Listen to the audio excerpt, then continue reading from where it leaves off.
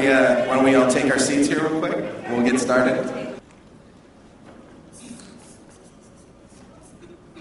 So guys, it's another Comic-Con, another year, another Comic-Con. How's it for all three of you? How's it feel to be back again this year? It's good.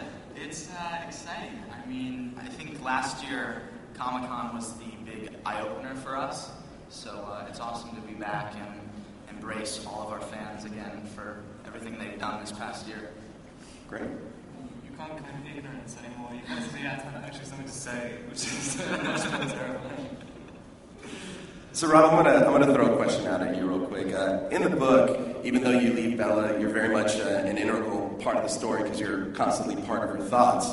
But I know that could be challenging to kind of represent on screen. So how did you and director Chris Weitz go about accomplishing this, or trying to accomplish this?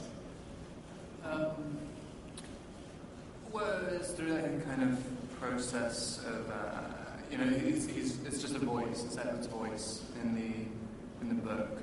And so I guess it would either look probably pretty cheesy if it's just my voice. I mean, so they've done these hallucinations, kind of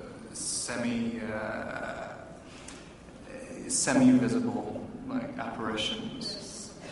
It's like how she remembers him, and not necessarily how he actually is.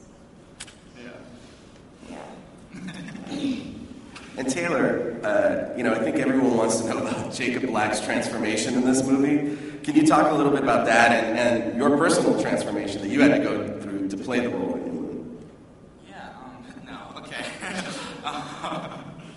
I knew when I was filming Twilight, I knew that Jacob's character changed a lot. So if I wanted to continue portraying him correctly, I had a lot of work ahead of myself.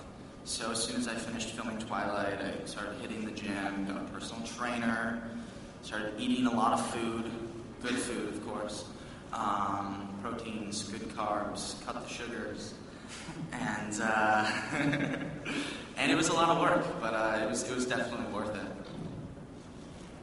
Kristen, for you, in the Twilight series, Bella's story arc really starts to develop in New Moon. The second book and film. She's faced with a tremendous amount of conflict, and she becomes an active protagonist. So I just want to know, was it more difficult to prepare for this role than it was last time around, or vice versa?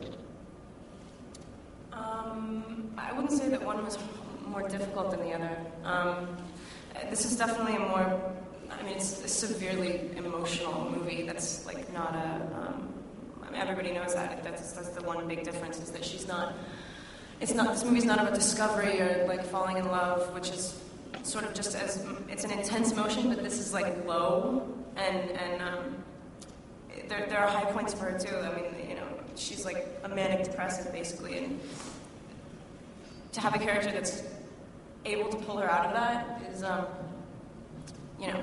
it's a hefty feat, which I think he pulled off. But for me, like, I don't know about it. There was no difference. It was just sort of a heavier. There's just more to think about. It's a more mature part. She's strictly because she's older.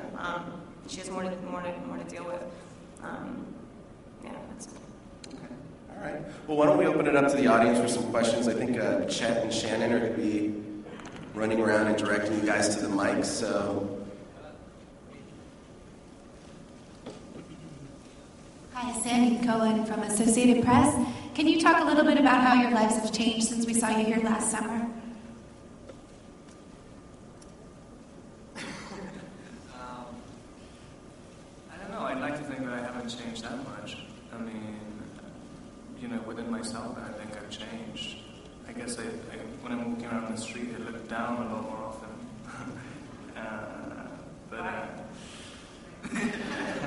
There's something wrong with my neck. No, it's kind of extraordinary. I don't think any of us expected any of this to happen, and especially it seems to keep building and building the magnitude of this franchise.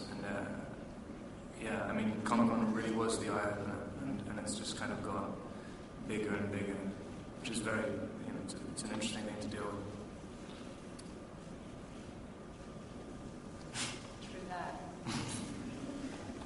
I think another thing, it's kind of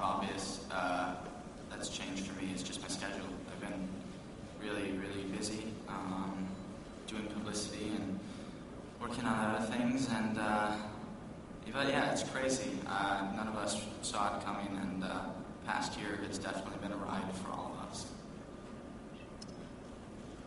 I cut my hair off.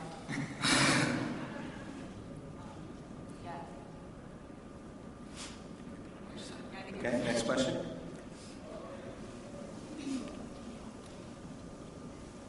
Hi, I'm Terry Seymour from Extra.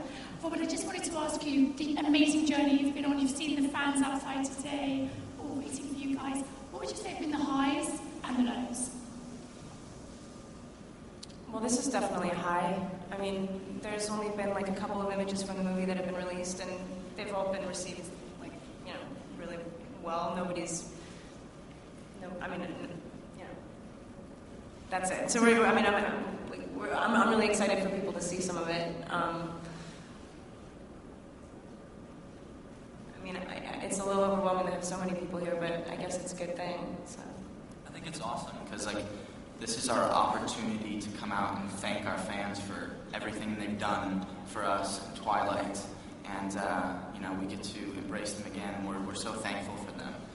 So it's awesome that we get to see them all waiting for us again a year later with the same, if not actually definitely more amount of passion and dedication. So it's really exciting. A little nervous, but it's good. Does that leave me with the vote? I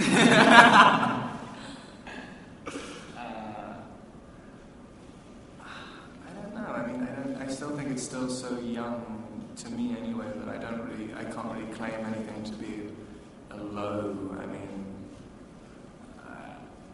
I pretty much live an almost identical life, apart from being recognized. So I don't, and it's not exactly the worst thing in the world.